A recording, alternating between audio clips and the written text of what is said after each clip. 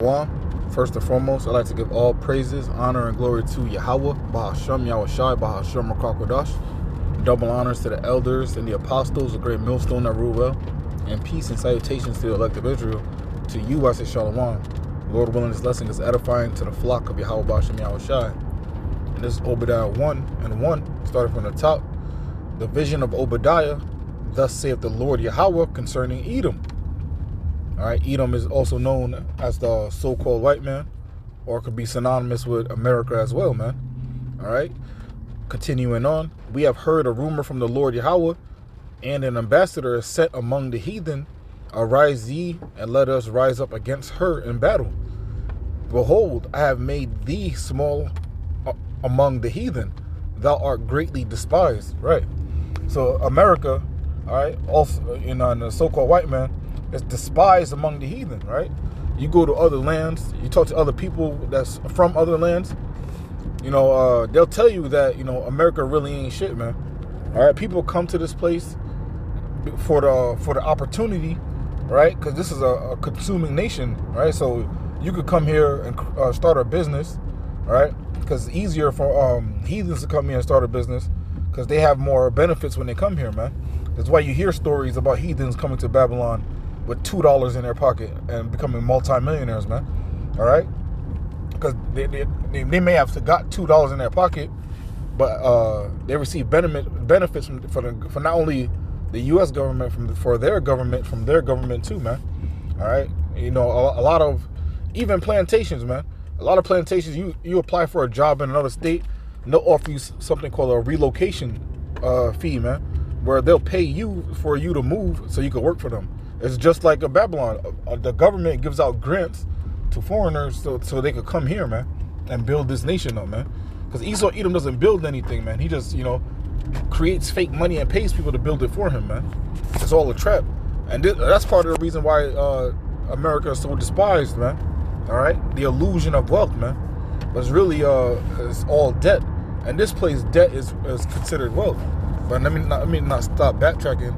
This is an article from CNN. It says, Iran has a new hypersonic missile. Here's what that means for the Middle East. All right. So now, it's not only one or two countries with hypersonic missiles, man. And, the U.S. government will tell you straight up that there's no defense for hypersonic missiles, too. All right. So now you're seeing these other nations are leveling up, man. All right. While America is dwindling down and circling the drain, man. All right, because there's been reports that up to 50% of the F-30 fighter jets for America are not battle ready. So 50% of your Air Force is not battle ready, and that's how Babylon wins a lot of wars, by air superiority, man. They attack from above. All right, but nonetheless, continuing on in this article, it goes. It's not every day that you see billboards in Hebrew on the streets of Tehran. And Tehran is a province in Iran, man. All right, so you won't see Hebrew writing in Tehran, man, because they speak their language, man. They'll speak Arabic and things of that nature. All right, so you're not going to speak Yiddish, which is the modern day Hebrew, man. All right, but what does it say in Hebrew over there, man? All right. This one, posted across the Iranian capital this week, reads 400 seconds to Tel Aviv.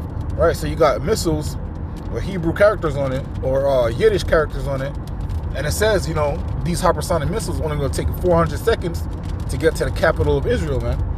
Because you got to remember, too, it's not only America that's going to be hit by these nuclear missiles, man. All right? Because our motherland, Jerusalem, has to get cleansed, too. It has to be cleansed with fire too, man. All right? So now these Iranians are boasting in their military might, man. And what's that? That's Isaiah, man. Let's go to Isaiah 14.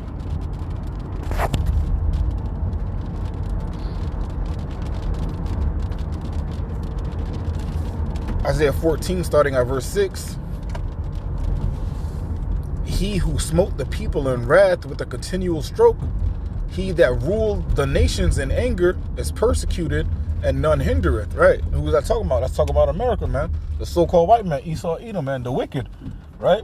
And how did they smite people with a continual stroke? By, putting military bases in the majority of the countries on the planet, right? Using their military force, man, right? By taking everything with blood, by the way of the sword. All right, verse 7, the whole earth is at rest and is quiet. They break forth into singing. Yea, the fir trees rejoice at thee, and the cedars of Lebanon, saying, since thou art laid down, no fellow has come up against us, man. All right, because Esau Edom is the big bad bully on the block, man. All right, since, he was blessed with the sword, he used it to smite people with it, man. He didn't use it for peace, because the sword could be used for two reasons. It could either be used for peace or persecution, right? Yahushua is bringing the sword too, but he's going to use it for peace at the end of the day. Of course, he's going to destroy people. All right, he's going to destroy Esau Edom. He's going to destroy the wicked, man. He's going to destroy 2/3 of our people. But after that, it's going to be continual peace, man. Everlasting peace, all right? Verse 9, hell from beneath is moved for thee to meet thee at thy coming, and stirreth up the dead for thee. Salakia.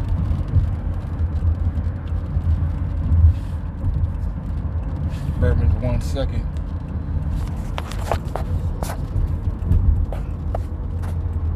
Isaiah 14 and verse 9 again. Hell from beneath is moved for thee to meet thee at thy coming. It stirreth up the dead for thee, even all the chief ones of the earth. It hath raised up from their thrones all the kings of the nations. Right? Yo, these nations are joining forces, man. All right? These nations are joining forces to take down that big bad bully, man. All right? Verse 10. All they shall speak and say unto thee, art thou also become weak as we? Art thou become like unto us? Right? Because now these nations have hypersonic missiles, man. All right? And it should take longer. I mean, it's lucky shorter than 400 seconds to get to Tel Aviv from Iran, man. All right, because hypersonic missiles from Russia come to America in shorter time than that, or around the same time. Salakia, I think it was 17 minutes for hypersonic missiles from Russia to America. But according to this article, continuing on, it's an announcement of the latest missile in Iran's fast expanding arsenal of weapons, one that Iran's military says can travel up to 15 times the speed of sound. Right? Sound travels at about 700 miles per hour, man. So if you times that by 15, the distance from Tel Aviv to Iran is not that far. It's not that great, compared to other, it's not intercontinental, right? So it's going across the same continent at the end of the day. The missile is called Fatah, apparently named after one of the 99 names of God in Islam, meaning victory giver, and that's true. The Lord has one name, man. This is why Islam isn't the way, man. Islam is that bugged out doctrine, man. All right, that Quran is a bugged out book, man. The God has 99 names, man. That's true, man. All right. The scripture says his name is one, man. All right, continuing on. It was unveiled this week as a historic achievement for the country's military. The hypersonic projectile has the ability to penetrate all air defense missile systems and detonate them. Iran's Islamic Revolutionary Guards Corps Aerospace Force Commander Brigadier General, that's a long-ass title, Slovakia, General Amir Ali said in comments published by the semi-official Tasnim news agency. All right. The IRGC says it can move within and above the Earth's atmosphere. All right. This is the sword that's bathed in heaven, man. All right. It has a range of 14,000 kilometers or 870 miles that would put Israel within reach. Hypersonic missiles are those that could travel at the speed of sound beyond Mach 5 or 5 times the speed of sound. All right. So if 870 miles is within reach of Tel Aviv, or our Israel and Israel distance to Iran is about 870 miles, right? So if something's traveling 15 times the speed of sound, it should get there in literally a couple of seconds, man. All right, because the speed of sound is above 700 miles per hour. It's about like 750. All right, so Salaki, that's an hour though. Yeah, it should still get there in a couple of seconds because you go at 15 times the speed of it. But let's go back to the scriptures, man. Isaiah 14:10, all they shall speak and say unto thee, art thou become as weak as we? Art thou become like unto us? Right? Because now they have hypersonic missiles. And these hypersonic missiles have the ability to penetrate any defense system, right? Because the U.S. gives Israel billions of dollars a year to help support their defense system, which is known as the Iron Dome. All right, the Iron Dome in Israel is allegedly impenetrable. All right, but the Lord's arrows don't miss, man. All right. Let me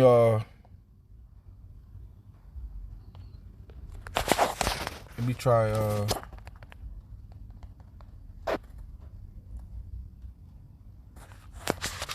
Second Esdras 16, starting at verse 11. The Lord shall threaten, and who shall not be utterly beaten to powder at his presence? The earth quaketh, and the foundations thereof. The sea ariseth up with the waves from the deep, and the waves of it are troubled, and the fishes thereof also before the Lord, and before the glory of his power. All right. Isaiah 24, how the earth is going to shake to and fro like a drunkard, man. All right. That's going to happen because of the sheer magnitude of power the Lord's going to bring, man. The Lord's power, you know, the earth can't contain it. So it's going to shake and tremble, man. All right. But also the nuclear missiles will shake the foundations of the earth too, man. Verse 13 is the point. For strong is his right hand that bendeth the bow. His arrows that he shooteth are sharp and shall not miss when they begin to be shot into the ends of the world, right? These arrows are talking about the nuclear missiles, man. Let me jump to the book of Joel, chapter 3. Joel 3:9. Proclaim ye this among the Gentiles. Gentiles talking about the heathens, man. Because there's two types of Gentiles in the scriptures, man. One are Israelites who are in a Gentile state of mind, right? So you so-called blacks, Hispanics, and Native Americans are the Israelites of the Bible. But when you're calling yourself African American, when you're calling yourself Hispanic and things of that nature, you have a Gentile state of mind because those identities you learned under your oppressor, man. This isn't what the Heavenly Father identifies you as, man. Proclaim ye this among the Gentiles. Prepare war. Wake up the mighty men. Let all the men of war draw near. Let them come up. Beat your plowshares into swords and your pruning hooks into spears. Let the weak say, I am strong, right? Because Iran was considered a weak nation, man. All right, especially by the size of it, too. All right, this is why Esau Edom plays with the maps of lands and things of that nature. So he makes larger nations look smaller than Babylon. So it looks mightier, man. All right, Esau really has a Napoleon complex, man. He's smaller than he really portrays himself to be. All right. And he knows this. This is why he has to lie about his stature and his power. This is why he covered the faces of the saints, the faces of the judges, man. This is Esau Edom. All right. Because who he truly is embarrassing, man. A cave dweller, man. Dwelt in the clefts of the rock, man. All right, Joel 3:10, beat your plowshares into swords and your pruning hooks into spears. Let the weak say I'm strong. Right, yeah, get your weapons up, man. Iran has these hypersonic missiles, man. All right. Verse 11, assemble yourselves and come, all ye heathen, and gather yourselves together round about. Thither cause thy mighty ones to come down, O Yahweh. Let the heathen be awakened and come up to the valley of Jehoshaphat, for there will I sit to judge all the heathen round about, right? The valley of Jehoshaphat, all right, Yahweh Shaphat, that's the Arabian Peninsula, man. All right, and there is where the majority or the height of World War III is going to take place, man. Because all the nations are going to gather there to play out the battle, and that's when the Lord is going to return, man. But now you're starting to see the pieces being aligned, man. Because Iran has beef with Israel But Iran is cool with China and Russia. Israel is cool with Babylon. All right, so now if Iran attacks Israel, Babylon is going to join into the fight, which is going to cause Russia and China and all these other nations to join into the fight, man. And they're all going to gather in the Valley of Jehoshaphat, the Arabian Peninsula, and this is where World War III is really going to take place, man. The heat of it, man. The thick of it, all right? And this is when the Lord is going to return, man. But now you're seeing the chessboard pieces being moved together, man. It's about to be checkmate for Esau Edom, man. And he's falling right into the Lord's hands, man. He's doing everything according to prophecy. Everything Esau is planning is according to prophecy, man. He's trying to usurp authority. He's trying to usurp the prophecies, but it can't happen, man. The Lord's will is going to be done no matter what, man. Verse 13, put ye in the sickle, for the harvest is ripe. Come down, get you down, for the press is full, the fats overflow, for their wickedness is great. Hey, it's that time, man. It's about to be time for the harvest, man. And the harvest is where it's time to eat the fruit, man. It's time to get the fruit. It's time to feed, man. All right, but I'm going to wrap it up with that. Lord willing, this lesson was edifying. Again, I want to give all praises, honor, and glory to Yahweh, Bahashem, Yahushai, Bahashem, Rakakadash. Double honor to the elders and the apostles, the great millstones and rule well. And peace and salutations to the elect of Israel. Until next time, I want to say shalom and abba.